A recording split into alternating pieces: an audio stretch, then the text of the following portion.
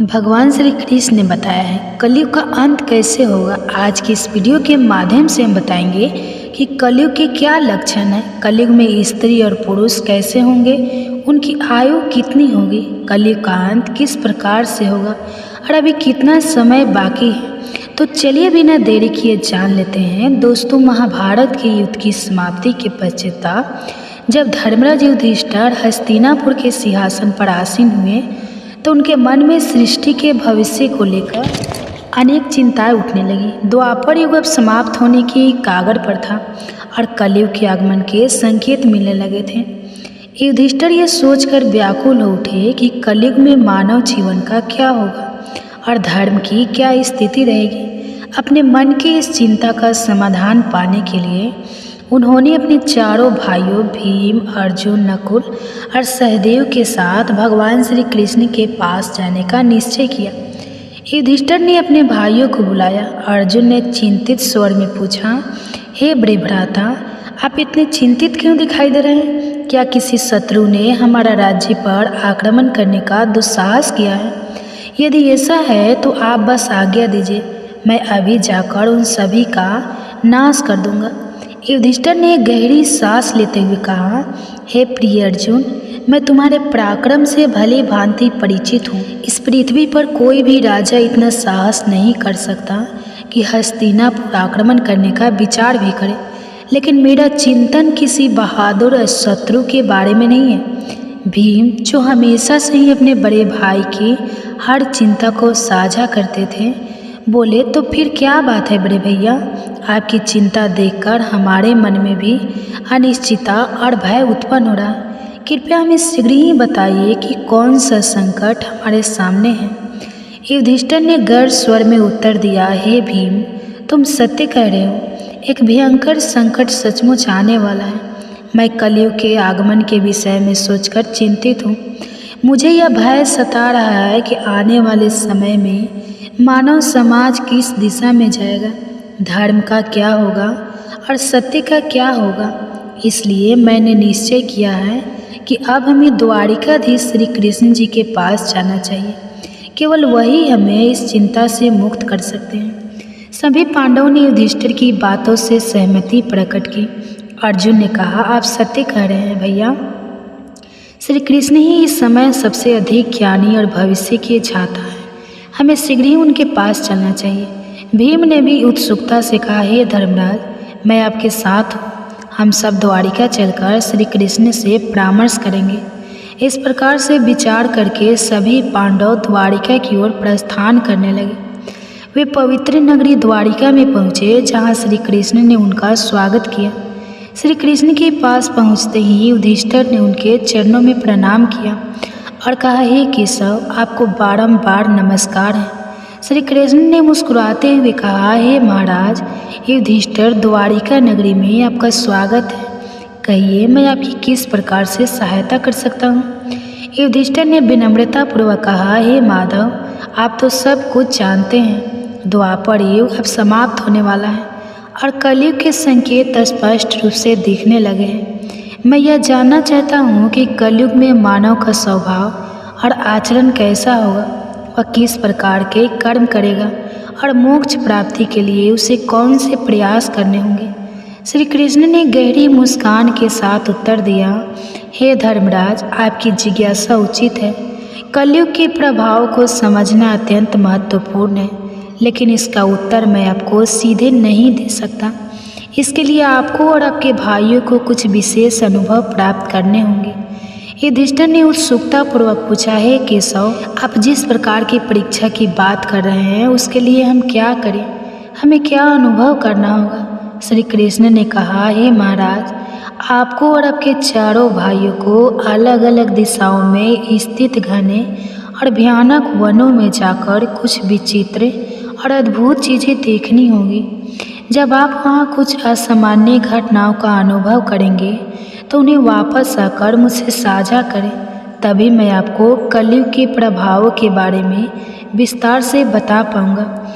युधिष्ठिर कहते हैं, जैसे आपकी आज्ञा केशव, आप जिस स्थान की ओर इशारा करेंगे हम वहाँ पर जाने के लिए तैयार हैं। भगवान श्री कृष्ण कहते हैं, हे महाराज, आप और आपके चारों भाई अब अलग अलग दिशाओं में जाओ। सभी दिशा में भयंकर वन स्थित है। आप उन जंगल में जाकर देखो। अगर आपको कोई विचित्र चीज़ दिखाई दे तो आप वापस आकर बता देना। मैं उससे आपको आने वाले कलयुग का रहस्य बताऊंगा। फिर युधिष्ठिर और उनके भाइयों ने भगवान श्री कृष्ण की आज्ञा का पालन करते हुए वन की ओर चलने का निर्णय लिया। पांडव अपने रथों से उतरे और पैदल ही वन की ओर चल पड़े। वन की यात्रा कठिन थी, लेकिन वे अपने मन में जिज्ञासा और ईश्वर की आज्ञा का पालन करने की उद्देश्य से चल रहे थे।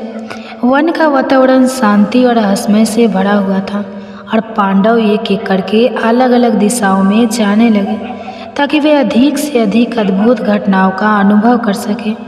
सबसे पहले युधिष्ठिर को एक घने और रहस्यमय वन में एक विचित्र दृश्य दिखाई दिया। उन्होंने देखा कि एक विशाल काय हाथी के 2 सूंड है। वह हाथी अपने दोनों सूंड से वन के पेड़ों को उखाड़ रहा था, मानो उसकी शक्ति अद्वितीय हो। यह दृश्य देखकर युधिष्ठिर आश्चर्यचकित हो गए और सोचने लगे, यह अद्भुत घटना क्या है, संकेत दे रही है। उन्होंने उस हाथी को ध्यान से देखा और उसके अद्वितीय रूप को समझने का प्रयास किया। इसके बाद अर्जुन ने भी एक अद्भुत घटना का साक्षात्कार किया। अर्जुन एक सुंदर और शांत वन में पहुँचे जहाँ पक्षियों की चहचहाहट सुनाई दे रही थी। वहाँ उन्होंने देखा कि एक विशाल पक्षी के पंखों पर वेदों की रचाई लिखी थी। वह पक्षी अत्यंत विशाल और गौरवशाली था, लेकिन वह मुर्दे का मांस खा रहा था। अर्जुन यह दृश्य देखकर सोचने लगे, यह कैसा अद्भुत और विरोधाभासी दृश्य है। एक ओर यह पक्षी वेदों का ज्ञान धारण करता है और दूसरी ओर वह मृत जीवों को मांस खा रहा है। अर्जुन ने इस दृश्य को ध्यान से देखा और यह समझने का प्रयास किया। फिर भीम को बड़े बलवान और हष्ट-पुष्ट थे। उन्होंने भी एक अनोखी घटना देखी। भीम एक हरे भरे चारागाह में पहुँचे जहाँ गायों का एक झुंड चर रहा था। वहाँ उन्होंने देखा कि एक गाय ने बछड़े को जन्म दिया और वह गाय अपने बछड़े को इतनी जोर से चाटने लगी, वह बछड़ा लहूलुहान हो गया। भीम ने यह दृश्य देखा और सोचने लगे, यह कैसी विचित्र ममता है जो बच्चों को घायल कर रही है। इसके बाद सहदेव ने एक विचित्र दृश्य देखा। सहदेव एक सुंदर और शांत जलाशय के पास पहुँचे जहाँ 7 कुएं थे। उन 7 कुओं में से 6 कुओं में पानी भरा हुआ था, लेकिन बीच वाला कुआं जो सबसे गहरा था उसमें जरा सा भी पानी नहीं था। यह दृश्य देखकर सहदेव गहरे विचार में पड़ गए और सोचने लगे कि यह अद्भुत दृश्य क्या संकेत दे रहा है। उन्होंने इस दृश्य को ध्यान से देखा और यह समझने का प्रयास किया। और फिर अंत में नकुल ने भी एक अद्भुत दृश्य देखा। नकुल एक पार्वतीय क्षेत्र में पहुँचे जहाँ चारों ओर ऊंचे ऊंचे पर्वत थे और उन पर हरे भरे वृक्ष उगे हुए थे। उन्होंने देखा कि एक पहाड़ की चोटी से एक विशाल काय शिला लुढ़क हुई नीचे आ रही है। वह शिला अपने रास्ते में आने वाले बड़े बड़े वृक्षों को उखाड़ कर फेंक देती है, लेकिन जब वह एक छोटे से पौधे के पास पहुंची तो उसे छूते ही वह स्थिर हो गई। नकुल इस घटना से शतबद्ध रह गए और सोचने लगे कि यह छोटा सा पौधा इतना शक्तिशाली कैसे हो सकता है। उन्होंने इस दृश्य को ध्यान से देखा और यह समझने का प्रयास किया। शाम होते ही 5 भाई वन से वापस लौटे और भगवान श्री कृष्ण के पास पहुँचे। वे सभी अपने अपने अनुभव को साझा करने के लिए उत्सुक थे। सबसे पहले युधिष्ठिर ने अपनी बात कही, हे प्रभु, मैंने एक हाथी देखा जिसकी 2 सूंडें थी। यह दृश्य देखकर मैं बहुत चकित हुआ। श्री कृष्ण मुस्कुराए और बोले, धर्मराज, इस दृश्य का अर्थ यह है कि कलयुग में ऐसे लोग सत्ता में आएंगे जो दोनों ओर से शोषण करेंगे। वे एक ओर प्रजा से सेवा और भक्ति की मांग करेंगे और दूसरी ओर अपने स्वार्थ के लिए उनका दोहन करेंगे। वे दिखावे में कुछ होगा और होंगे और अंदर से कुछ, और ऐसे शासक प्रजा के हित की बजाय अपने स्वार्थ को प्राथमिकता देंगे। इसके बाद अर्जुन ने कहा, प्रभु, मैंने एक पंछी देखा जिसके पंखों पर वेदों की आड़ चाय लिखी हुई थी, लेकिन वह पक्षी मुर्दे का मांस खा रहा था। यह दृश्य मेरे लिए अत्यंत विचित्र था। श्री कृष्ण ने गहरे विचार में डूबते हुए अर्जुन, कलयुग में ऐसे लोग होंगे जो बड़े बड़े विद्वान और पंडित कहलाएंगे। उनके पास ज्ञान तो होगा, लेकिन उनका हृदय पवित्र नहीं होगा। वे मृतकों के नाम पर धन अर्जित करने के लिए तत्पर रहेंगे। ऐसे विद्वान केवल अपने लाभ के लिए धर्म और वेदों का उपयोग करेंगे। वे केवल उस समय का इंतजार करेंगे जब कोई धनी व्यक्ति मरे और उनकी संपत्ति उनके नाम हो जाए। इस युग में धर्म के नाम पर भी छल और कपट होगा। फिर भीम ने अपनी बात कही, प्रभु, मैंने देखा कि यह गाय अपने बछड़े को इतनी जोर से चाट रही थी कि वह लहूलुहान हो गया। यह दृश्य मेरे लिए बड़ा ही विचित्र था। श्री कृष्ण ने गंभीरता से उत्तर दिया, भीम, कलयुग में माता पिता अपने बच्चों के प्रति इतनी ममता और मोह दिखाएंगे कि वे उनके विकास का मार्ग ही बाधित कर देंगे। अत्यधिक स्नेह और सुरक्षा के कारण बच्चे आत्मनिर्भर नहीं बन पाएंगे और वे जीवन में आगे बढ़ने के बजाय मोह माया के जाल में फंस कर रह जाएंगे। माता पिता की ममता उनके बच्चों के लिए ही बाधा बन जाएगी और बच्चे आत्मनिर्भर बनने के बजाय कमज़ोर हो जाएंगे। अब सहदेव ने अपनी बारी ली और कहा, हे प्रभु, मैंने 7 कुओं का अद्भुत दृश्य देखा। 6 कुओं में पानी भरा हुआ था, लेकिन बीच वाला कुआं जो सबसे गहरा था वह पूरी तरह से सूखा था। यह दृश्य मुझे बहुत विचित्र लगा। श्री कृष्ण ने धीरे धीरे उत्तर दिया, सहदेव, कलयुग में ऐसे लोग होंगे जो दिखावे में बड़े धनाढ्य और संपन्न होंगे। वे बड़े बड़े उत्सव और आयोजन में अपार धन खर्च करेंगे, लेकिन अपने पड़ोस में भूखे और प्यासे लोगों की ओर देखने की भी जरूरत नहीं समझेंगे। वे केवल अपने स्वार्थ और आनंद के लिए धन का उपयोग करेंगे और दूसरों की पीड़ा की उन्हें कोई परवाह नहीं होगा। यह युग स्वार्थ और अनदेखी का होगा, जहाँ धन का असली उपयोग नहीं हो पाएगा। अंत में नकुल ने अपनी बात कही, प्रभु, मैंने देखा कि एक विशाल काय शिला पहाड़ से लुढ़क हुई नीचे आ रही थी। वह अपने रास्ते में आने वाले बड़े बड़े वृक्षों को उखाड़कर फेंक रही थी, लेकिन एक छोटे से पौधे के पास पहुंचते ही वह शिला स्थिर हो गई। यह दृश्य मेरे लिए अत्यंत आश्चर्यजनक था। श्री कृष्ण ने गंभीर स्वर में उत्तर दिया, नकुल, कलयुग में मनुष्य का पतन बड़े बड़े धन और संपत्तियों के कारण नहीं रुकेगा। उसका जीवन केवल भौतिक सुख सुविधाओं से उखड़ जाएगा। लेकिन अगर मनुष्य अपने हृदय में भगवान का नाम और सच्ची भक्ति धारण कर लेता है तो वह पतन के मार्ग से बच सकता है। हरि नाम का छोटा सा पौधा भी जीवन को संभाल सकता है, जबकि बड़े बड़े वृक्ष जैसे धन और सत्ता उसे नहीं बचा पाएंगे। यही कलयुग का सच होगा। भगवान श्री कृष्ण के इन उत्तरों को सुनकर पांडव गहरे विचार में पड़ गए। उन्होंने कलयुग के भविष्य की एक झलक देख ली थी और यह समझ लिया कि इस युग में मनुष्य का स्वभाव और आचरण कैसे बदल जाएगा। वे समझ गए कि इस युग में धर्म और सत्य का पालन करना कितना कठिन होगा, लेकिन यदि वे सच्ची भक्ति और भगवान के नाम का आश्रय लें तो वे अवश्य ही इस पतन से बच सकते हैं। इसके पश्चाताप पितामह भीष्म ने भी कलयुग के बारे में कुछ भविष्यवाणियाँ की। उन्होंने कहा, कलयुग में लोग अपने माता पिता की सेवा नहीं करेंगे। संपत्ति के लालच में वे अपने माता पिता को घर से बाहर निकाल देंगे और विषय वासना में लिप्त हो जाएंगे। लोग पराई स्त्रियों पर बुरी नज़र डालेंगे और सदैव काम वासना से भरे रहेंगे। यह सुनकर पांडव ने कलयुग की एक और गहरी झलक पाई और यह समझ गए कि इस युग में मानव का पतन कितना गहरा हो सकता है। उन्होंने यह भी जाना कि धर्म और सत्य के मार्ग पर चलते हुए ही वे इस युग की कठिनाइयों का सामना कर सकते हैं।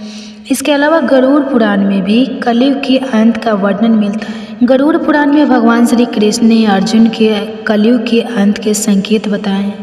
एक बार गरुड़ जी ने भगवान श्री कृष्ण से पूछा, हे प्रभु, चारों युगों में कलयुग को ही सबसे भयंकर और दाहकदायक माना गया है।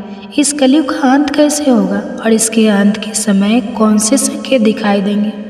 श्री कृष्ण ने गरुड़ जी की ओर देखकर उत्तर दिया, हे गरुड़, कलयुग का अंत अत्यंत भयानक और विनाशकारी होगा। जब पृथ्वी पर यह संकेत दिखाई देने लगे तो समझ लेना कि कलयुग का अंत निकट आ चुका है और अब सृष्टि का अंत प्रलय से होगा। पहला संकेत मानव आयु का हर्ष। भगवान श्री कृष्ण ने सबसे पहले बताया कि कलयुग के अंत समय में मानव जीवन की आयु घटकर केवल 20 वर्ष रह जाएगी। यह संकेत इस बात का प्रतीक होगा कि मानव का शरीर अत्यंत दुर्बल और कमज़ोर हो जाएगा। जब मनुष्य मात्र 12 वर्ष का होगा तभी उसके बाल सफ़ेद हो जाएंगे और उसका शरीर झुर्रियों से भर जाएगा। यह संकेत इस बात का प्रतीक होगा कि कलयुग में मनुष्य की शारीरिक और मानसिक शक्ति का पूर्ण पतन हो जाएगा।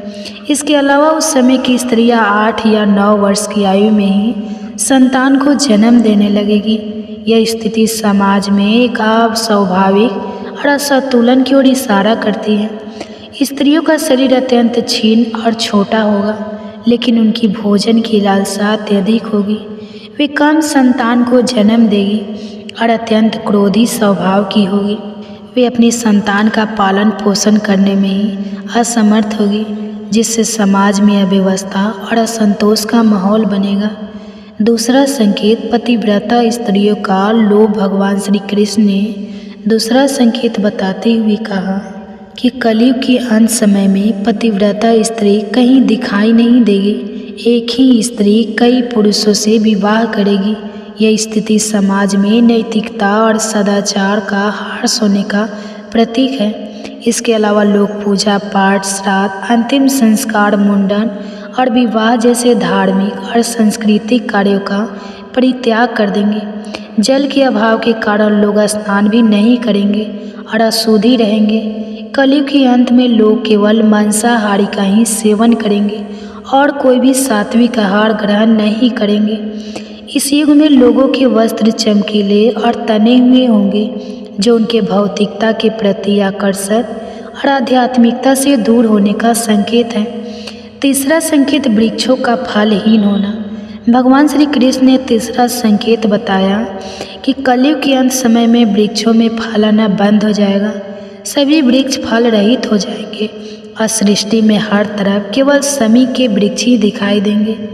मनुष्य शाकाहार को त्याग कर केवल मांसाहार का सेवन करेंगे। इस युग का भोजन तामसिक और रोग उत्पन्न करने वाला होगा, जिससे लोग जल्दी ही बूढ़े होकर मृत्यु को प्राप्त हो जाएंगे। कलयुग मनुष्य गाय की पूजा करना बंद कर देंगे और गायों को केवल दूध और मांस के लिए पाला जाएगा। यह संकेत समाज में धर्म, नैतिकता और प्रकृति के प्रति सम्मान की कमी का प्रतीक है। चौथा संकेत अल्प वृष्टि। श्री कृष्ण ने चौथे संकेत के रूप में कहा कि कलयुग के अंत समय में अल्प वृष्टि होगी, अर्थात बहुत ही कम बारिश होगी। खेतों में अनाज नहीं उगेगा और धान्य का आकार बहुत छोटा हो जाएगा। फलों में रस भी उत्पन्न नहीं होगा। मनुष्य भूख और प्यास के कारण तड़प कर मरने लगेंगे। इस स्थिति में मनुष्य को केवल बकरियों का दूध ही प्राप्त होगा। यह संकेत समाज में प्राकृतिक संसाधनों की कमी और जीवन की कठिनाइयों को दर्शाता है। पांचवा संकेत 7 सूर्य और प्रलय। अंत में भगवान श्री कृष्ण ने सबसे भयानक संकेत का वर्णन किया। उन्होंने कहा कि जब कलयुग का अंत निकट होगा तब भगवान विष्णु सूर्य की किरणों में विराजमान होकर पृथ्वी का संपूर्ण जल सोख लेंगे। आकाश में चारों तरफ 7 सूर्य दिखाई देंगे। इन सभी सूर्य के प्रभाव से संपूर्ण सृष्टि जलकर खाक हो जाएगी। तत्पश्चात रुद्र रूपी भगवान विष्णु संपूर्ण संसार के दग्ध करके अपने श्वास से मेघों को उत्पन्न करेंगे। यह मेघ भयंकर गर्जना करते हुए अगले 100 वर्षों तक आकाश से जल की वर्षा करेंगे, जिससे सृष्टि की वह भयंकर अग्नि शांत हो जाएगी। अग्नि शांत होने पर यह मेघ संपूर्ण जगत को जल में डुबो देंगे, जिससे संपूर्ण सृष्टि का अंत हो जाएगा। श्री कृष्ण ने गरुड़ जी से कहा, यह दृश्य इतना विनाशकारी और भयावह होगा कि समस्त संसार जलकर राख हो जाएगा। संपूर्ण जगत का ध्वंस होगा, लेकिन यह केवल एक अंत नहीं है, बल्कि एक नई शुरुआत का संकेत भी है। जब सृष्टि अपने विनाश को प्राप्त कर लेगी तब भगवान अपनी इच्छा मात्र से एक नई सृष्टि की रचना करेंगे। यह सृष्टि पहले से अधिक शुद्ध, पवित्र और दिव्य होगी, जहाँ धर्म, सत्य और आध्यात्मिकता का पुनः उत्थान होगा। यह एक चक्र है, सृष्टि, पालन और संहार। जब एक युग का अंत होगा तो यह किसी नए युग की शुरुआत के लिए मार्ग प्रशस्त करता है। यह हमें यह समझाता है कि हर अंत एक नई शुरुआत का प्रारंभ है और इस नई सृष्टि में वही जीवित रहेंगे जिन्होंने धर्म और सत्य का पालन किया है। इस प्रकार से कलयुग का अंत होगा और फिर परमात्मा अपनी इच्छा मात्र से पुनः सृष्टि की रचना करेंगे। यह ज्ञान हमें सिखाता है कि कलयुग की कठिनाइयों और चुनौतियों के बावजूद हमें सच्चे धर्म और भगवान के नाम का आश्रय लेना चाहिए। इसी में हमारा कल्याण है। तो दोस्तों, इस प्रकार से गरुड़ पुराण में कलयुग के अंत का वर्णन किया गया है। यह ज्ञान हमें चेतावनी देता है कि कलयुग के अंत समय में क्या हो सकता है और हमें इस युग में भी धर्म और सत्य के मार्ग पर चलने के लिए प्रेरित करता है। अगर आपको यह जानकारी अच्छी लगी हो तो वीडियो को लाइक करें और चैनल को सब्सक्राइब करना ना भूलें। आप सभी का धन्यवाद।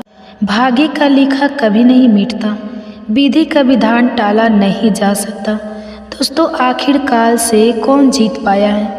विधि के विधान अनुसार जब प्राणी की मृत्यु होनी होती है तो काल अपना ग्रास उसे बना ही लेता है और जो विधि के विधान में है वो होकर ही रहता है। दोस्तों, कहते हैं कि समय बहुत बलवान होता है। समय में वह ताकत होती है जो रातों रात राजा को रंग और रंग को राजा बना सकती है। विद्वानों ने भी कहा है कि होनी बहुत बलवान होती है। विधि के विधान को कोई नहीं मिटा पाया। क्या यह बात सच है? क्या एक झूठ? चलिए एक पौराणिक कहानी के माध्यम से इस बात को समझाने का प्रयास करते हैं। दोस्तों, यह कहानी बड़ी ही शिक्षाप्रद, महत्वपूर्ण और ज्ञानवर्धक है।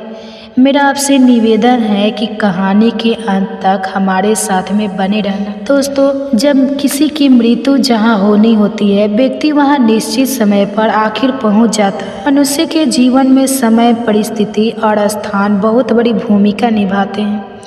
कई बार तो कुछ भी घसीट होना होता है, उसी के ही अनुसार परिस्थितियां बनती रहती हैं। दोस्तों, अत्यंत शोभायाम नगरी में एक चक्रवर्ती सम्राट रहते थे। राजा विक्रमदत्त बहुत ही पराक्रमी, विद्वान, कुशल, प्रजा पालक, पुण्यात्मा, धर्म एवं परोपकारी राजा थे। राजा विक्रमदत्त अपनी प्रजा से बहुत प्रेम करते थे और रात में वे भेष बदलकर अपनी प्रजा के हाल समाचार को जानने के लिए नगर में भ्रमण किया करते थे। ऐसे ही एक बार राजा विक्रमदत्त भेष बदलकर आधी रात में नगर में भ्रमण में निकले। भ्रमण करते करते कुछ समय व्यतीत हुआ। राजा विक्रमदत्त नगर की परिक्रमा करते हुए मार्ग से गुजर रहे थे कि दूसरी ओर घना जंगल था। तभी राजा विक्रमदत्त ने अचानक ही देखा कि एक नौजवान लकड़हारा कंधे पर कुल्हाड़ी लिए जंगल में प्रवेश कर गया। उसकी आंखों में जीवन की आशा और मेहनत की चमक थी और वह लकड़ी काटने के लिए एक ऊंचे वृक्ष पर चढ़ गया। तभी तुरंत ही राजा विक्रमादित्य ने देखा कि एक बहुत ही खतरनाक भालू दौड़ते हुए उस वृक्ष पर चढ़ने लगा, जिस वृक्ष पर वह नौजवान लकड़हारा लकड़ी काट रहा था। भालू को वृक्ष पर चढ़ते देखकर राजा को बड़ा ही आश्चर्य हुआ। उस नौजवान लकड़हारे जब उस भालू को अपनी ओर आते हुए देखा तो वह डर के मारे कांपने लगा। उसके हाथ से वृक्ष की टहनी टूट गई और वह वृक्ष से नीचे जमीन पर गिर गया और जमीन पर गिरते ही उसकी मृत्यु हो गई।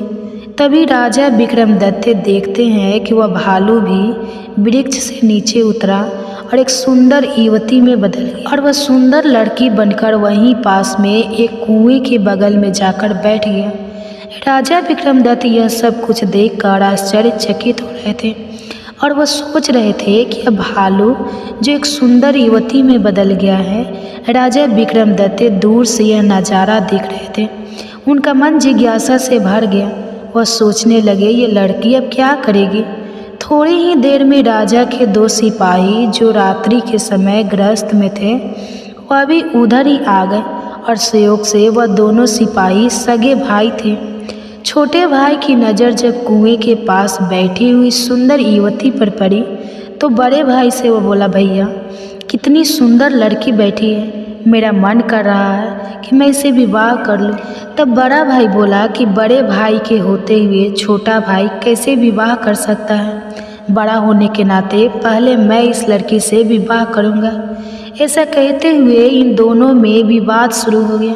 कुछ देर तक विवाद चलता रहा।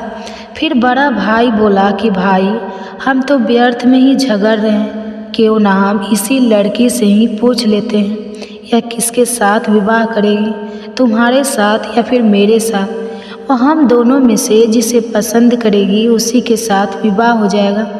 इस प्रकार से आपस में निर्णय करके दोनों भाई उस लड़की के पास पहुँचे। बड़े भाई ने लड़की से पूछा, हे सुंदरी, आप कौन हो और यहाँ इस जंगल में क्या कर रहे हो? वह लड़की बोली, मैं पास के ही गांव में रहती हूँ और अपने पति की तलाश में निकली हूँ। छोटा भाई बोला, तुम्हारा पति कहाँ है? तुम चाहो तो उसे ढूंढने में हम तुम्हारी सहायता कर सकते हैं।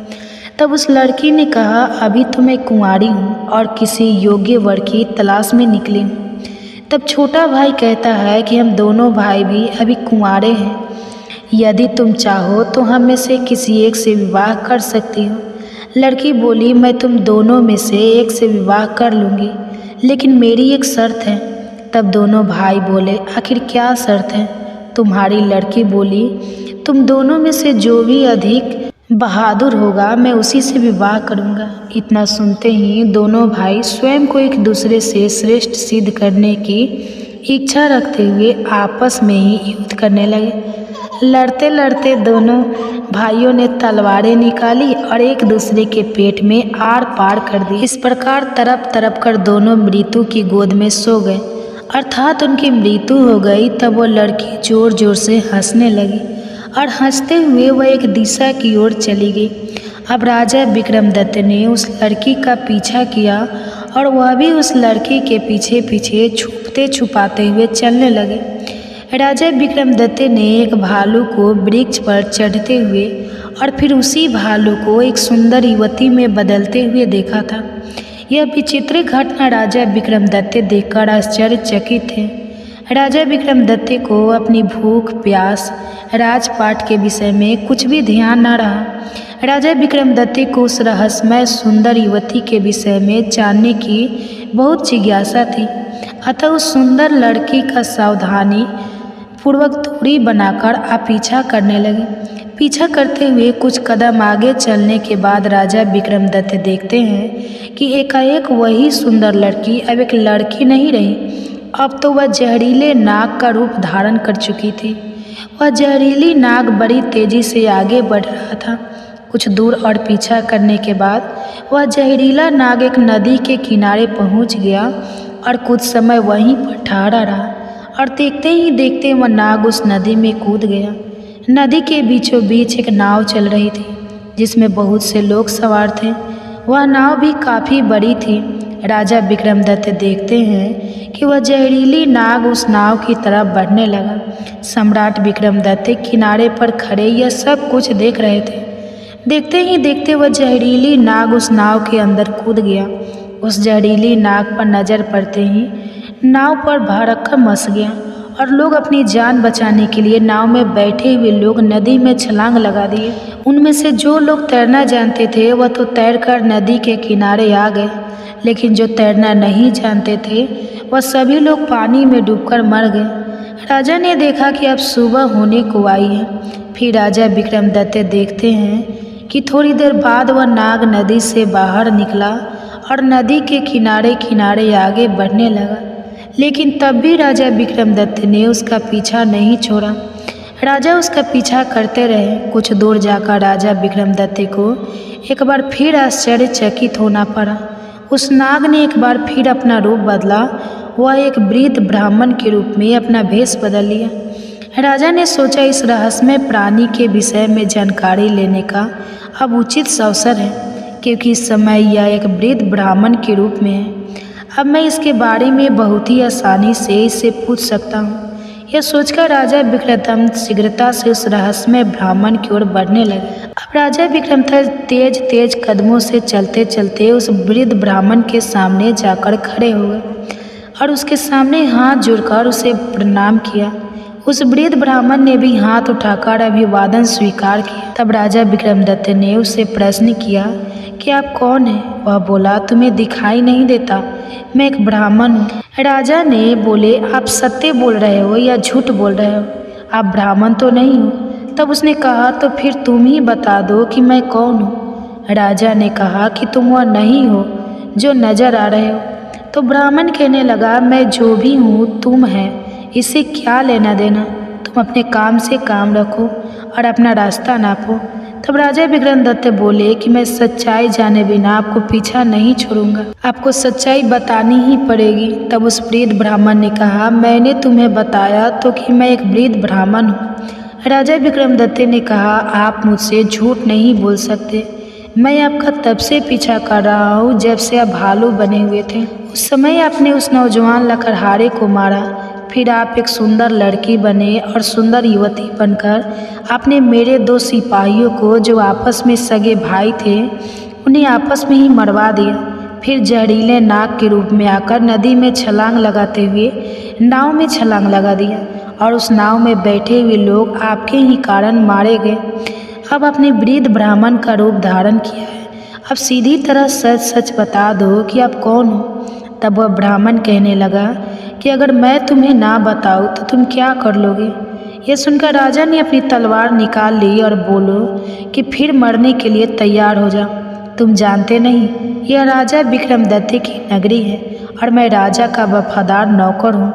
इस धर्मात्मा राजा की नगरी में इतने लोगों की जान लेकर तुम जीवित नहीं बच सकते। अब मरने से पहले जल्दी यह बता दो कि तुम कौन हो। राजा विक्रमदत्त की ऐसी धमकी सुनकर वह वृद्ध ब्राह्मण जोर जोर से खिलखिलाकर हंस पड़ा और बोला, मैं जानता हूँ कि महान प्रताप सम्राट विक्रमदत्त की राजधानी है और मैं यह भी जानता हूँ कि तुम ही विश्व प्रसिद्ध सम्राट विक्रमदत्त हो।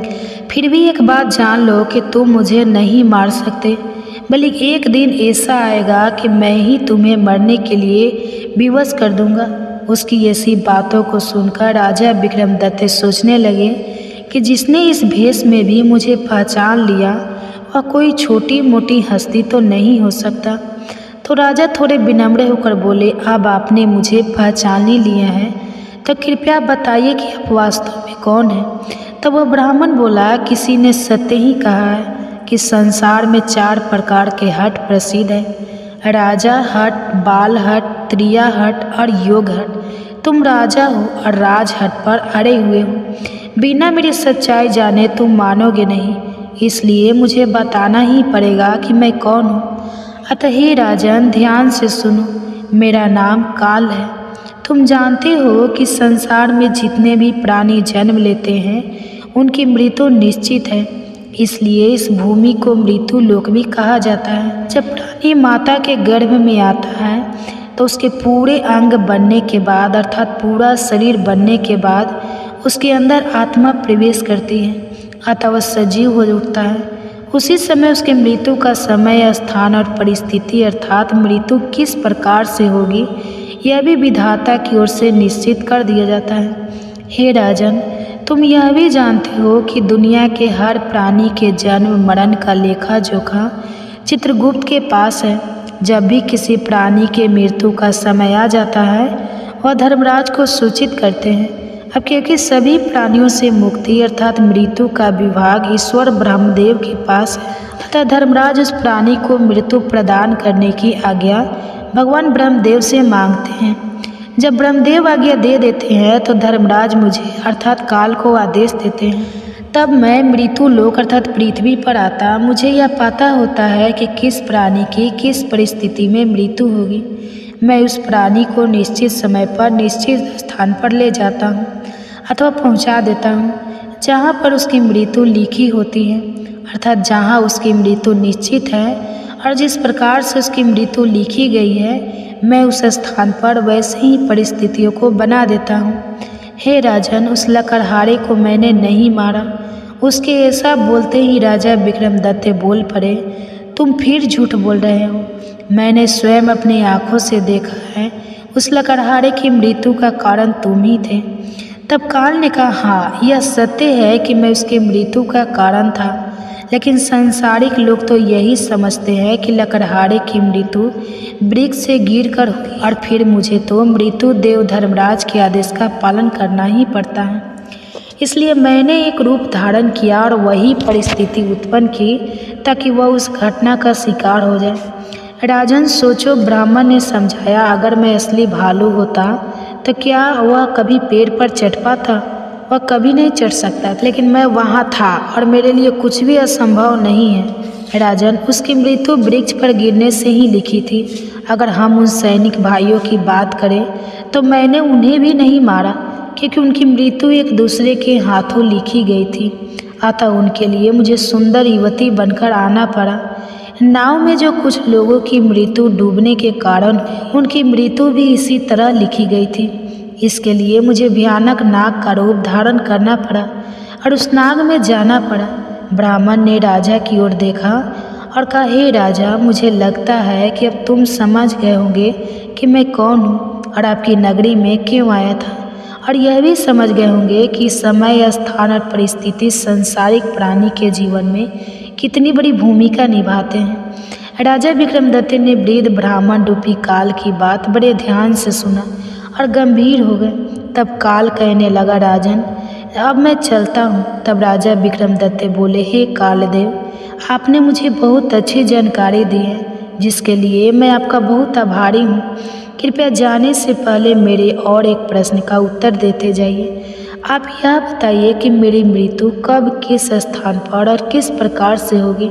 तब कालदेव ने कहा, हे राजन, यदि मैंने पहले ही आपको आपके मृत्यु का समय बता दिया तो इसी क्षण से आप चिंताग्रस्त हो जाओगे, और आप तो यह जानते हो कि चिंता के समान है, चिंता चीता के समान है। अभी तो आपको अपने शासन काल में बहुत से शुभ और जन कल्याण के कार्य करने हैं। राजन, अगर मनुष्य अपने मृत्यु के बारे में जान ले तो अपना जीवन अच्छे से जी नहीं पाएगा, वह जीवन का आनंद नहीं ले पाएगा। वह अपने मृत्यु की चिंता में ही खोया रहेगा और वह चिंतित रहेगा। इसलिए मैं तुम्हें यह नहीं बता सकता कि तुम्हारा मृत्यु कब, कहाँ और कैसे होगी, लेकिन जो विधि के विधान है वह अटल है, उसे टाला नहीं जा सकता। जो होना है वह तो होकर ही रहता है, चाहे कोई लाख चतुराई कर ले, लेकिन विधि का आलेख कभी नहीं मिटता। भाग्य में जो लिखा होता है वह होकर ही रहता है। राजा विक्रमदत्त ने संतोष से कहा, ठीक है, अगर समय नहीं बता सकते तो कम से कम मुझे बताए कि मैं कहाँ और कैसे मरा जाऊँगा। काल ने कहा, राजन, तुम हठ पर अड़े हुए हो, बिना सच्चाई जाने तुम मानोगे नहीं, इसलिए मुझे बताना ही पड़ेगा कि तुम्हारी मृत्यु कैसे होगी। तो सुनो राजन, तुम्हारी मृत्यु तुम्हारे अपने महल में सीढ़ियों से फिसल कर होगी। यह सुनकर राजा विक्रमदत्त की आंखें चौड़ी हो गई। काल ने अपनी बात कहकर तेजी से एक दिशा में चलना शुरू किया और कुछ दूरी पर वह अदृश्य हो गया। अब तक सूर्य देव भी अस्त हो चुके थे और चारों ओर अंधेरा छा गया था। राजा विक्रमदत्त अब शारीरिक और मानसिक रूप से थक चुके थे। अपने मन में गहरी सोच के साथ उन्होंने तेज कदमों से अपने महल की ओर बढ़ना शुरू किया। दोस्तों, जो भाग्य में लिखा होता है वह होकर ही रहता है। कुछ चीज़ें ऐसी है जो कभी नहीं बदलती, जैसे कि व्यक्ति का जन्म कभी कहाँ होगा, उसके कौन माता पिता होंगे, कौन रिश्तेदार होंगे, किस स्थान पर वह जन्म लेगा, यह व्यक्ति चाह कर भी नहीं बदल सकता। ठीक ऐसे ही प्राणी की मृत्यु कब, कहाँ और कैसे होगी, मनुष्य के विवाह किसके साथ होगा और कब उसकी मृत्यु होगी, मनुष्य कितना ज्ञानी होगा, विद्वान होगा, कितना बुद्धिमान होगा, वह कितना धनी होगा, अर्थात वह कितना अमीर होगा, कितना गरीब होगा, यह कुछ चीज़ें हैं जो मनुष्य के भाग से पहले ही तय हो जाती है। अर्थात मनुष्य के जन्म से पहले ही यह कुछ चीज़ें विधाता द्वारा लिख दी जाती है, जिसे फिर कोई भी नहीं मिटा सकता। इसलिए दोस्तों, मैं इसलिए बार बार कहता हूँ कि मनुष्य का जीवन मिला है तो कुछ अच्छे कर्म कर लीजिए, पुण्य, परोपकार, धर्म के कार्य कर लीजिए। जीवों के बेजुबान को ना सताइए, न प्रताड़ित करिए, न प्रताप करने दीजिए।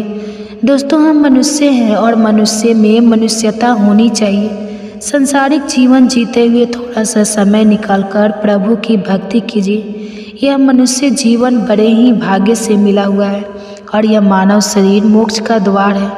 इस मानव शरीर के ही मोक्ष का द्वार माना गया है। 84 लाख योनियों में एक मनुष्य ही ऐसा है जो अपने मोक्ष को प्राप्त कर सकता है। फिर अमीर हो चाहे गरीब हो, हर किसी को इस दुनिया से एक दिन चले जाना है।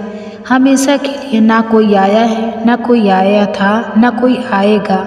इस मृत्यु भूमि में जितने भी जन्म लिया है उसको यह जगत छोड़कर एक दिन जाना ही पड़ेगा। इसलिए सावधान हो जाइए और इस गृहस्थ जीवन में भी कुछ समय निकालकर ईश्वर का ध्यान करिए, नाम लीजिए। तो दोस्तों, आज की यह कहानी ने हमें गहरे सत्य से अवगत कराया कि काल किसी का इंतजार नहीं करता। चाहे राजा विक्रमदत्त हो या हम, हर किसी के जीवन में समय और परिस्थितियों की महत्वपूर्ण भूमिका होती है।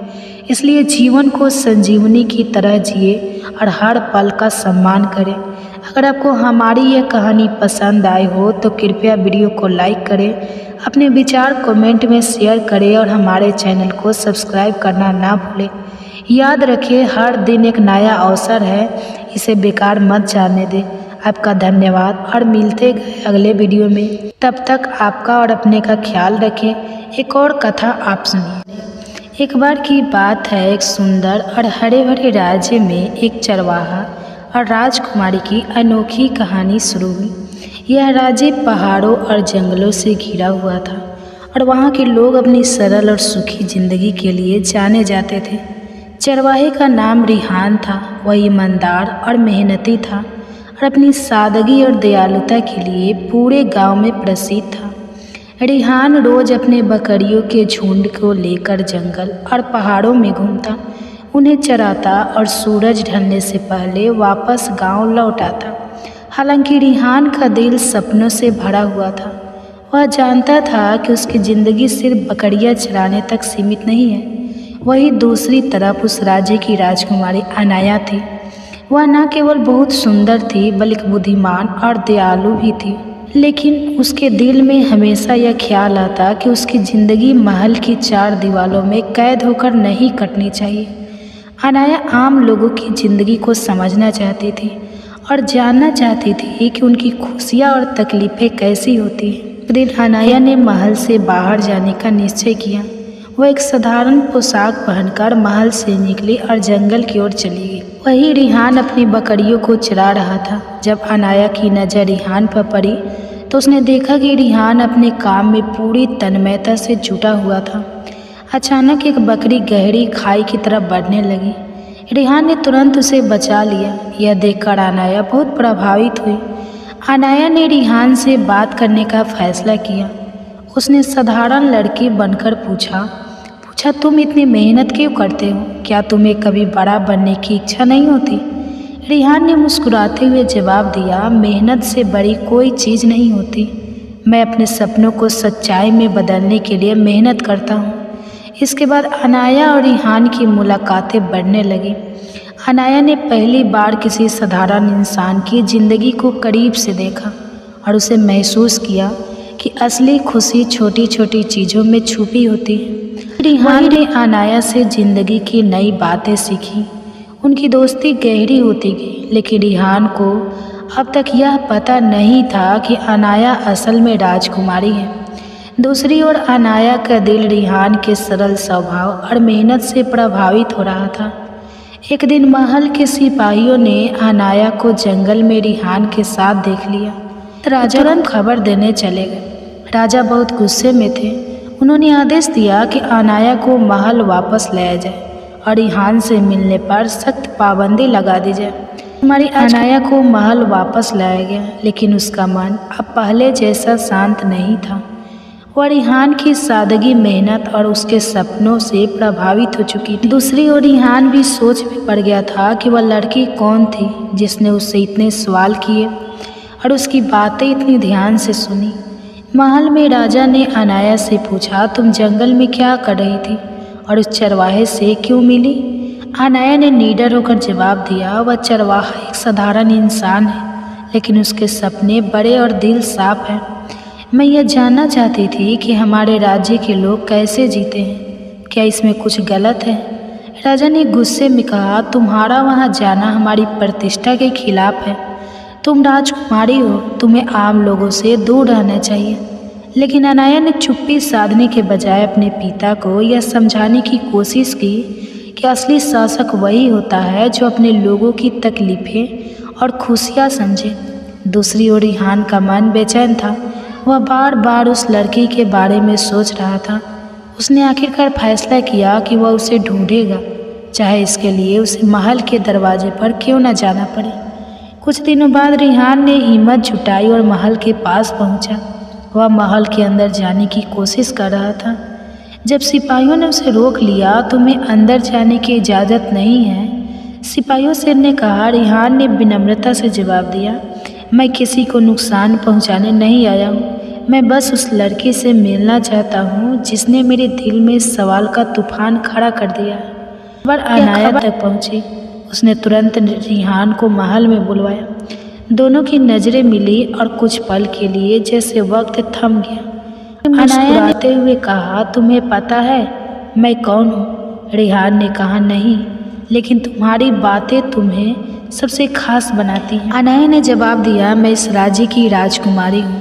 रिहान हैरान था, लेकिन उसने अनाया से कहा, तुम चाहे जो भी हो, मेरे लिए तुम वही लड़की हो जिसने मेरी मेहनत और सपनों को समझा। अनाया ने से कहा, हम दोनों अपनी अपनी दुनिया में रहते हैं, लेकिन क्या हम दोनों साथ मिलकर कुछ ऐसा नहीं कर सकते जो इस राज्य के लिए अच्छा हो? रिहान ने हामी हाँ भर दी। अब ये दोनों छुप छुप कर मिलने लगे और राज्य के लोगों की परेशानियों को समझने और सुलझाने का काम करने लगे। उसकी यह नई शुरुआत धीरे धीरे राज्य के लोगों तक पहुंचने लगी। लोग रिहान और अनाया की जोड़ी को सराहने लगे, लेकिन महल के भीतर भी उनका रिश्ता एक रहस्य था। राजा ने अनाया और रिहान के बढ़ते रिश्ते की खबर सुनी। वे चिंतित हो उठे, लेकिन उन्हें तुरंत कोई सख्त कदम नहीं उठाया। राजा ने सोचा कि रिहान को अपनी काबिलियत साबित करने का मौका दिया जाए। उन्होंने रिहान को महल बुलाया और कहा, तुम एक साधारण चरवाहे हो। अगर तुम मेरी बेटी की दोस्ती के लायक हो तो यह साबित करो कि तुम हमारे राज्य के लिए कुछ कर सकते हो। जंगल के आदिवासियों से दोस्ती करना और उन्हें राज्य महल के पास सूख चुके था तो फिर से भरने का उपाय खोजना, राज्य के व्यापार को बढ़ाने के लिए एक नई योजना तैयार करना। रिहान ने बिना हिचकिचाए इन चुनौतियों को स्वीकार किया। अनाया ने उसे कहा, मैं हर कदम पर तुम्हारे साथ रहूंगी। हम यह साथ मिलकर करेंगे। पहली चुनौती आदिवासियों की दोस्ती के साथ सहयोग के लिए राजी करना। रिहान और अनाया जंगल के गहरे हिस्से में गए जहां राज्य के आदिवासी रहते थे। वे लोग राजा से नाराज थे क्योंकि उनकी समस्याओं को कोई नहीं सुनता था। रिहान ने उनकी परेशानियों को समझा और उनके साथ वक्त बिताया। कुछ दिनों बाद उसने राजा के लिए एक समझौते का प्रस्ताव तैयार किया जिसमें आदिवासियों को उनकी ज़मीन और संसाधनों का अधिकार दिया गया।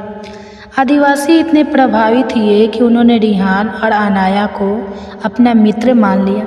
दूसरी चुनौती सूखा तालाब। रिहान ने सूखे तालाब को देखा और उसकी स्थिति समझी।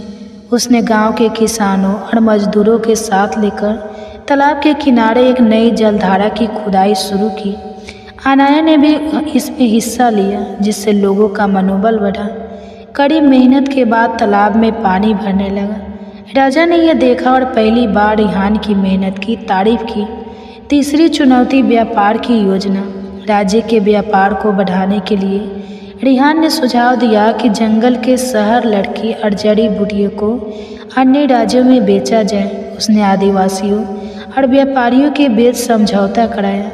अनाया ने महल के खजाने से यह योजना के लिए धन दिया। जल्द ही राज्य का व्यापार तेजी से बढ़ने लगा। रिहान ने सभी चुनौतियां पूरी कर ली। राजा ने न केवल उसकी मेहनत को सराहा बल्कि उसे महल के आने का अधिकार भी दिया। तुमने अपनी काबिलियत साबित की है रिहान। अब मैं समझता हूँ कि तुम सिर्फ एक चरवाहे नहीं बल्कि इस राज्य के लिए एक अमूल्य व्यक्ति हो। राजा ने कहा। अनाया और रिहान ने मिलकर राज्य में सुधार के काम शुरू किए। उन्होंने शिक्षा, पानी और रोजगार के लिए नई योजनाएं बनाई। राज्य की नई चुनौती। जब रिहान और अनाया मिलकर राज्य के लिए काम कर रहे थे तभी एक नया संकट आ खड़ा हुआ। पड़ोसी राज्य का एक लालची राजा जो हमेशा इस राज्य की समृद्धि से ईर्ष्या करता था। युद्ध की धमकी देने लगा। उसने एक संदेश भेजा, अगर यह राज्य मेरे अधीन नहीं हुआ तो मैं इसे तबाह कर दूंगा। राजा चिंतित हो गए। उनके पास युद्ध के लिए न पर्याप्त सेना थी और न ही संसाधन। अनाया ने प्रस्ताव दिया, पिताजी, हमें रिहान पर भरोसा करना चाहिए। उसकी समझदारी और लोगों के साथ उसका रिश्ता इस राज्य को बचा सकता है। रिहान ने राज्य के सैनिकों और आम लोगों को एकजुट करने का काम शुरू किया। उसने कहा, हमारी ताकत हमारे लोग हैं। अगर हम सभी मिलकर लड़ेंगे तो हमें कोई हरा नहीं सकता। उसने आदिवासियों, किसानों और व्यापारियों से मदद मांगी। सभी ने उसे समर्थन दिया। इसके साथ ही रिहान ने एक चतुर योजना बनाई। उसने जंगल और पहाड़ों का इस्तेमाल करते हुए ऐसी रणनीति तैयार की जिससे दुश्मन की सेना कमज़ोर पड़ जाए। अनाया ने भी इस युद्ध में अपनी भूमिका निभाने का फैसला किया। उसने राज्य की महिलाओं को संगठित किया और उन्हें युद्ध के लिए तैयार किया। उन्होंने घायलों की देखभाल, सैनिकों को भोजन पहुंचाने और संदेशों को तेजी से पहुंचाने का काम संभाला। आखिरकार वह दिन आ गया जब दुश्मन की सेना राज्य की सीमा पर आ गई। रिहान की योजना और अनाया की हिम्मत के कारण राज्य के लोग एक दीवार की तरह खड़े हो गए। दुश्मन को हर रास्ते पर रुकावटें मिली और अंत में उन्हें हार माननी पड़ी। युद्ध के बाद राज्य में खुशी की लहर दौड़ गई। राजा ने सभी को महल में बुलाया और एक बड़े उत्सव का आयोजन किया। उन्होंने कहा, यह जीता न केवल हमारी सेना की है बल्कि रिहान और अनाया की समझदारी और लोगों की एकता का परिणाम है। उत्सव के दौरान राजा ने रिहान को बुलाया और कहा, तुमने साबित कर दिया कि तुम सिर्फ मेहनत ही नहीं बल्कि हमारे राज्य के सबसे काबिल और बहादुर लोगों में से एक हो। लेकिन मेरी बेटी और तुम्हारे रिश्ते का क्या भविष्य है? रिहान ने सिर झुकाकर कहा, मैंने कभी इसके बारे में सोचा नहीं महाराज। मेरे लिए सबसे पहले राज्य और इसकी भलाई है।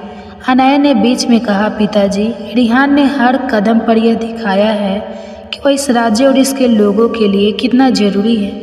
मैं उससे सीखूं हूँ और उसके साथ रहकर राज्य के लिए और भी बेहतर काम करना चाहती हूँ। राजा ने फैसला सुनाने में समय लिया। वह सोच रहे थे कि क्या एक साधारण चरवाहा उनके परिवार का हिस्सा बन सकता है। दूसरी तरफ अनाया और रिहान ने अपने काम जारी रखे। उनकी जोड़ी राज्य के हर कोने में मशहूर हो गई। लोग उनके कामों की तारीफ करते और उनके नाम की कहानियाँ गाते। राजा भले ही खुले तौर पर रिहान और अनाया के रिश्ते के खिलाफ हुए, कुछ न कुछ कह रहे हो, लेकिन अंदर ही अंदर वे संबंध को स्वीकार नहीं कर पा रहे थे। उन्हें लगता था कि रिहान का महल में आना राज परिवार की प्रतिष्ठा को ठेस पहुंचा सकता है।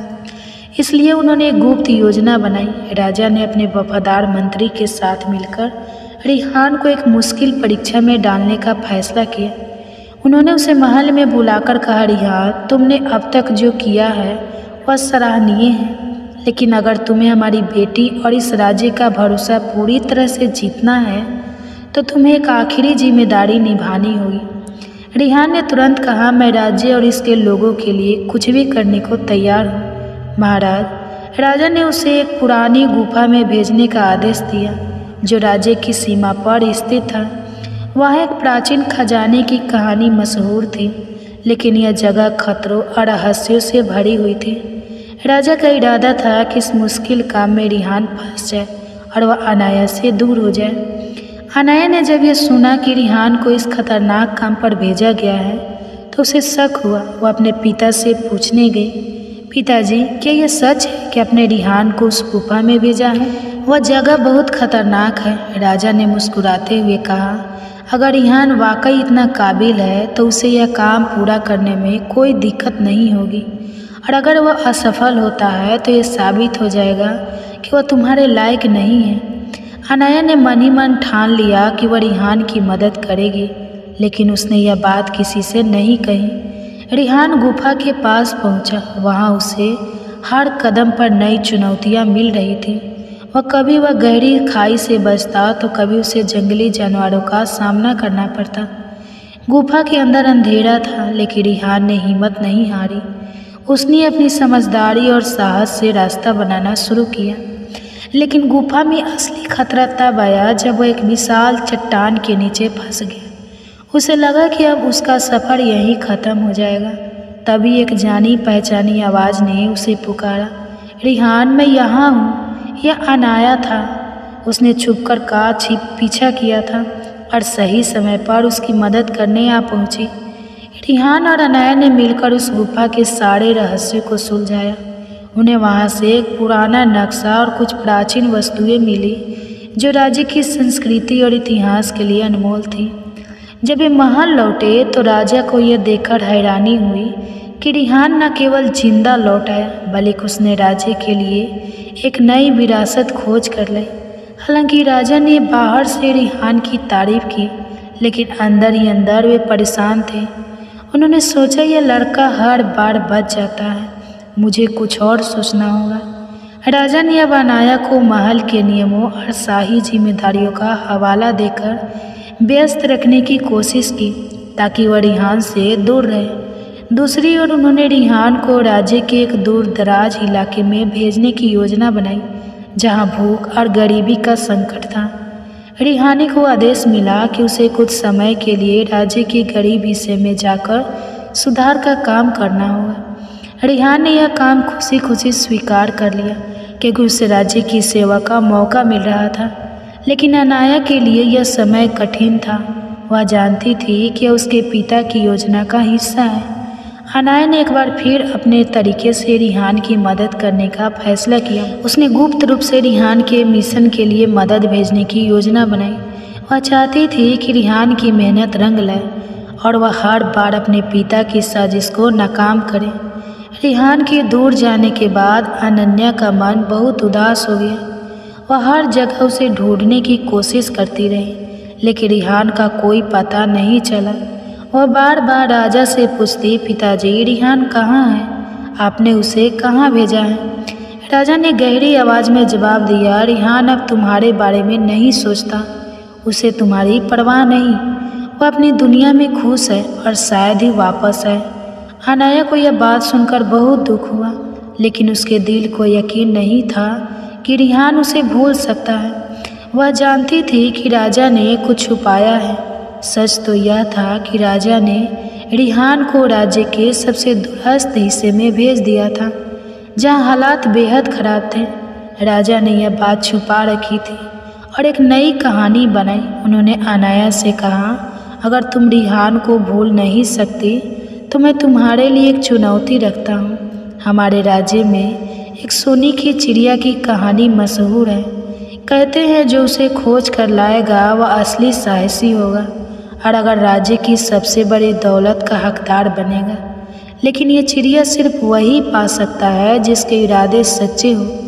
राजा जानता था कि यह चिड़िया एक पुरानी किंवदंती है और उसे ढूंढना लगभग असंभव है। उनका मकसद अनाया को इस खोज में उलझाकर रिहान से दूर रखना था। अनाया ने राजा की चुनौती स्वीकार कर ली। उसने फैसला किया कि वह सोने की चिड़िया को ढूंढ कर लाएगी ताकि वह रिहान को ढूंढने की अपनी कोशिशों को सही साबित कर सके। वह अकेले ही जंगलों और पहाड़ों की ओर निकल पड़ी। जंगल के बीच में उसे एक बूढ़े सांप मिले जो बहुत ज्ञानी लग रहे थे। अनाया ने उनसे पूछा, क्या आपने सोने की चिड़िया के बारे में कुछ सुना है? साधु मुस्कुराए और बोले, सोने की चिड़िया सिर्फ उन्हें मिलती है जिनका दिल सच्चा और निडर हो। लेकिन याद रखना, यह चिड़िया तुम्हें सिर्फ तुम्हारी असली उद्देश्य तक ले जाएगी। रिहान, जो राजा के आदेश पर राज्य के गरीब हिस्सों में काम कर रहा था, वहाँ के लोगों की ज़िंदगी बदलने में जुटा हुआ था। उसने पानी की नई व्यवस्थाएं बनाई, खेती के लिए नई तकनीकें सिखाई और लोगों को एकजुट किया। लेकिन हर रात वह अनाया को याद करता और सोचता, क्या वह मुझे कभी याद करती होगी? उसे नहीं पता था कि राजा ने अनाया को गुमराह किया है और वह खुद अपनी तरफ की एक खतरनाक यात्रा पर निकल पड़ी है। जैसे जैसे अनाया जंगलों और पहाड़ों में अपनी यात्रा पूरी कर रही थी, उसे कई चुनौतियों का सामना करना पड़ा। हर बार वह साधु के शब्दों को याद करती, वह चिड़िया तुम्हारे असली उद्देश्य तक ले जाएगी। आखिरकार उसे एक सुराग मिला। एक गांव में किसी ने उसे बताया कि सोने की चिड़िया उस दिशा में है जहाँ हाल ही में एक युवक ने आकर गरीबों की मदद करना शुरू किया है। अनाया का दिल तेजी से धड़कने लगा। उसे लगने लगा कि यह युवक रिहान हो सकता है। इस बीच महल में राजा को अनाया की खोज के बारे में चिंता होने लगी। उन्होंने सोचा, अगर अनाया को रिहान के पास जाने का रास्ता मिल गया तो मेरी साजिश बेकार हो जाएगी। मुझे कुछ और करना होगा। उन्होंने अपने सिपाहियों को आदेश दिया कि वे अनाया का पीछा करें और उसे वापस महल लाए, चाहे इसके लिए कोई भी कीमत क्यों न चुकानी पड़े। जैसे जैसे अनाया अपनी खोज में आगे बढ़ रही थी, उसे अलग अलग लोगों ने सोने की चिड़िया के बारे में नई नई कहानियाँ सुनने को मिली। किसी ने कहा कि यह चिड़िया किसी पहाड़ की चोटी पर रहती है, तो किसी ने बताया कि इसे पकड़ने वाले की हर इच्छा पूरी हो जाती है। लेकिन इन कहानियों में सच्चाई का कोई ठिकाना नहीं था। एक रात जब अनाया जंगल में अकेली थी, उसे एक रहस्यमय आवाज़ सुनाई दी। वह आवाज़ उसे एक पुराने मंदिर की ओर ले गई, जो पूरी तरह खंडहर हो चुका था। मंदिर के अंदर एक पुरानी दीवार पर सोने की चिड़िया की तस्वीर बनी हुई थी। उसके नीचे लिखे अक्षरों को पढ़ने पर अनन्या को समझ आया कि यह चिड़िया सिर्फ एक प्रतीक है। मंदिर की दीवार पर लिखा था, सोने की चिड़िया वह है जो हर व्यक्ति के दिल में छुपी होती है।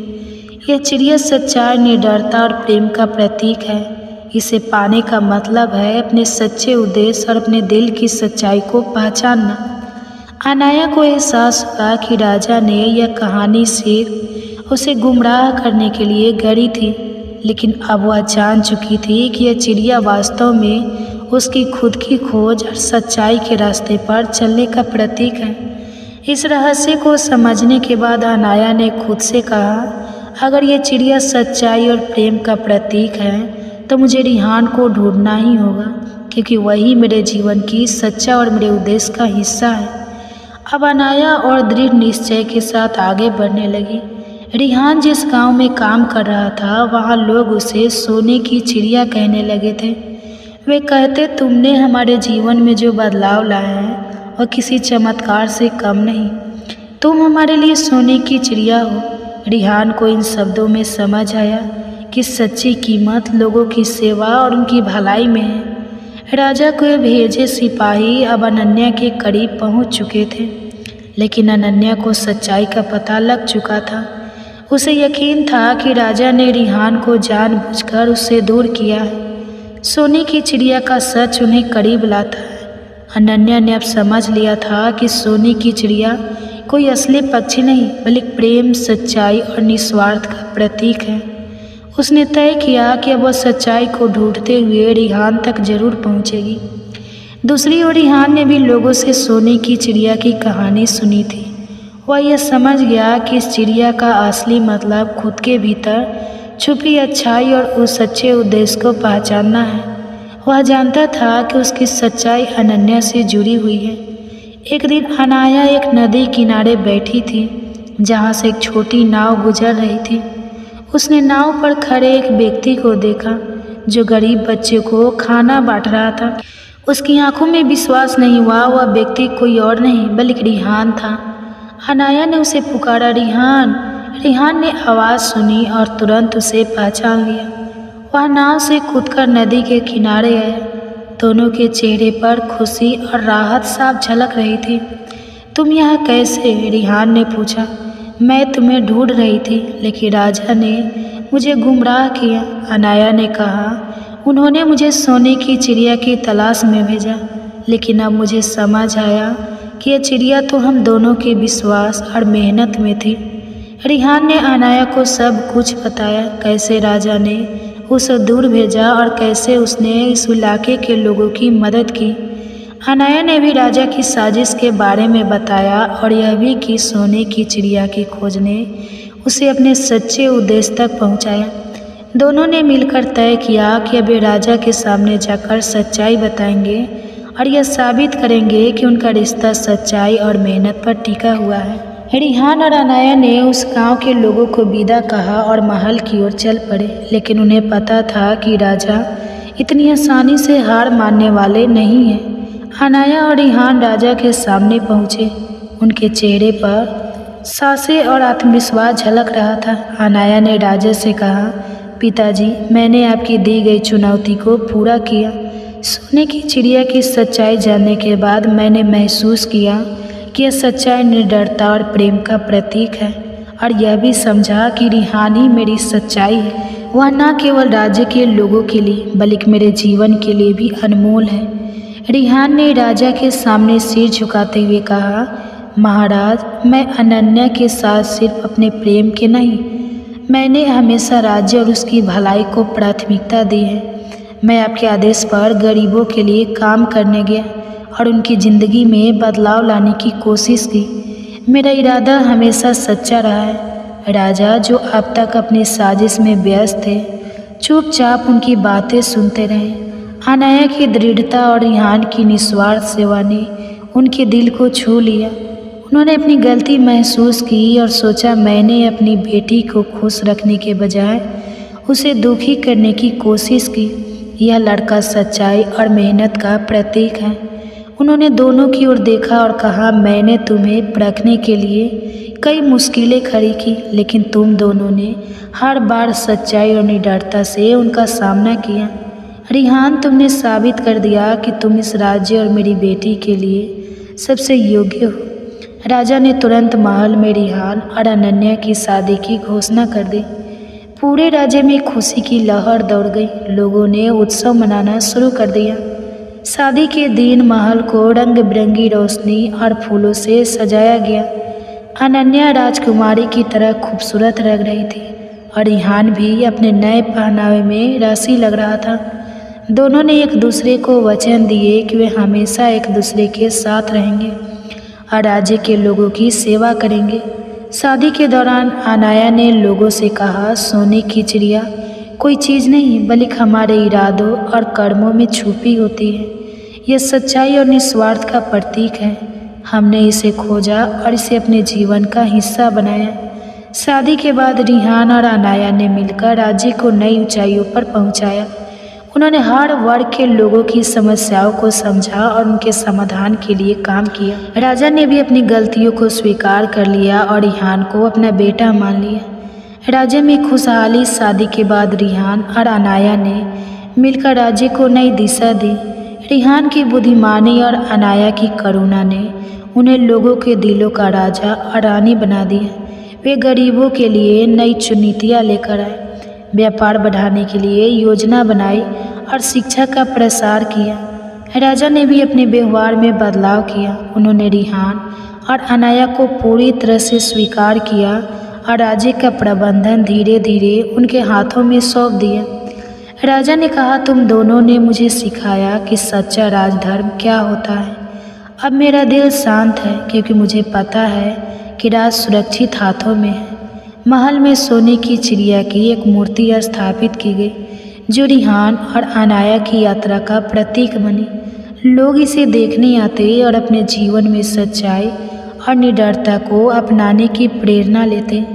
रिहान और अनाया के जीवन में खुशियाँ आने लगी। उन्होंने मिलकर राज्य को इतना समृद्ध बनाया कि दूर दूर से लोग उनके शासन की मिसाल देते। उनकी कहानी एक प्रेरणा बन गई कि प्रेम, सच्चाई और निस्वार्थ से हर बाधा को पार किया जा सकता है।